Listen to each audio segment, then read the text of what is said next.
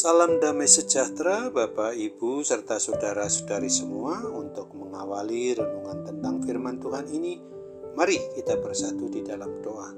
Tuhan Allah Bapa di sorga yang memelihara hati, akal, dan pikiran kami umat manusia, berfirmanlah kepada kami sebab kami bersedia untuk mendengar, dan atas pertolongan Roh Kudus mampukan kami agar boleh melaksanakan firman-Mu itu di dalam hidup kami sehari-hari. Hanya dalam nama Tuhan Yesus kami bermohon kepadamu. Amin. Sebagai nas renungan firman Tuhan hari ini diambil dari Kolose 2 ayat 6 yang berbunyi, "Kamu telah menerima Kristus Yesus Tuhan kita. Karena itu, hendaklah hidupmu tetap di dalam Dia." Sebagai tema yang diangkat dari nas renungan kita adalah menerima Kristus Yesus Tuhan, hendaknya tetap hidup di dalam Dia saja. Di zaman milenial, era digital yang semakin berkembang saat ini, kita dapat dengan mudah menemukan berbagai informasi dan pengajaran yang ingin disampaikan oleh seseorang.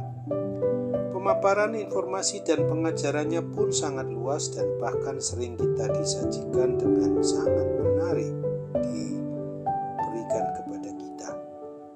Oleh sebab itu, tidak jarang pula saat ini ada banyak orang yang tidak dapat membedakan lagi mana informasi atau pengajaran yang benar dan mana yang salah. Ini menjadi suatu ironi dari perkembangan dunia digital pada masa kini. Semakin hari kita semakin mudah dibodohi dan digiring pada opini, informasi, serta pengajaran yang salah.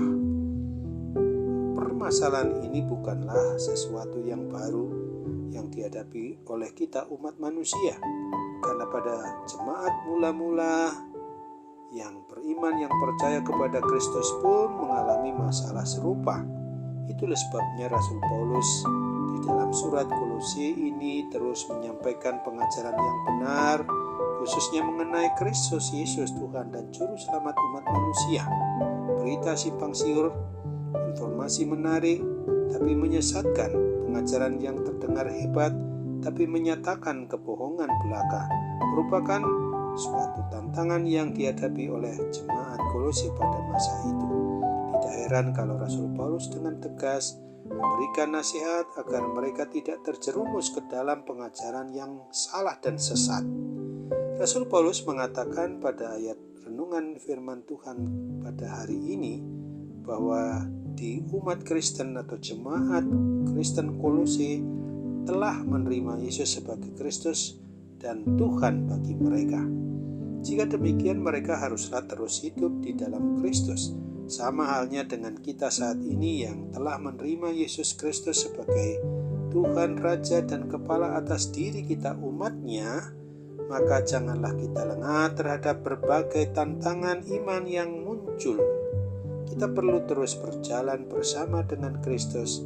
Bagaimana cara yang harus kita tempuh? Tentu saja apa yang menjadi nas renungan kita, di mana Rasul Paulus menyampaikan adanya 3 hal di ayat yang ke-7. Apabila kita teruskan pada ayat yang ke-7 yang dapat menjadi pengingat bagi kita semua: berakar di dalam Kristus, bertambah teguh dalam iman, dan memiliki hati yang melimpah dengan syukur. Kita perlu terus-menerus berakar di dalam Kristus agar semakin kokoh, kuat, bertumbuh di dalamnya.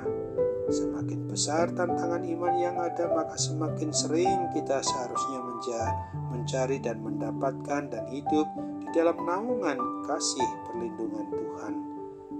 Secara terus-menerus pula kita harus mempelajari kebenaran firman Tuhan hari demi hari, agar jangan sampai iman kita itu beralih kepada yang lain, tetapi kita makin dikuatkan, dikokohkan, diteguhkan di dalam beriman, percaya hanya kepada Kristus, dan kita senantiasa dilimpahi dengan rasa ucapan syukur atas segala perbuatan baik yang telah, sedang, dan akan terus Tuhan Allah Bapa kita lakukan di dalam Yesus Kristus dan dalam persekutuan Roh Kudus di dalam hidup kita sehari-hari.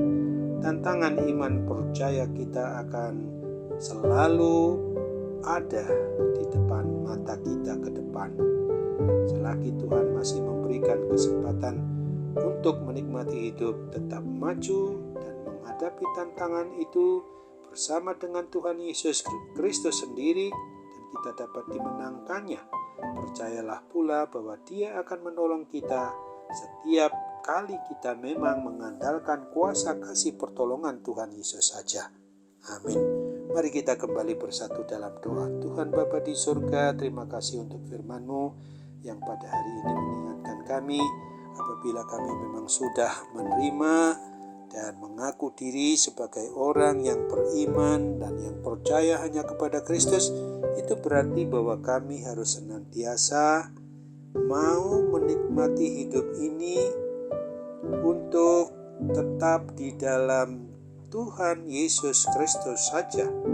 Karena sesungguhnya dengan beriman, dengan percaya kepada Kristus, maka sudah sewajarnya bahwa setiap harinya, setiap waktunya kami tidak mau hidup terjerumus ke dalam ajaran-ajaran yang salah, yang sesat, yang meninggalkan arti dari kebenaran firman-Mu itu sendiri. Sehingga pada saat ini kami juga diingatkan bahwa kalau kami tetap mau di dalam Kristus, itu berarti kami harus berakar di dalam Kristus, bertambah teguh, bertambah kuat, bertambah kokoh di dalam iman percaya kami kepada Kristus, dan senantiasa memiliki hati yang melimpah dengan rasa syukur, rasa terima kasih kami hanya kepadamu, karena tidak ada Tuhan yang lain yang sanggup memberikan ini semua terhadap diri kami.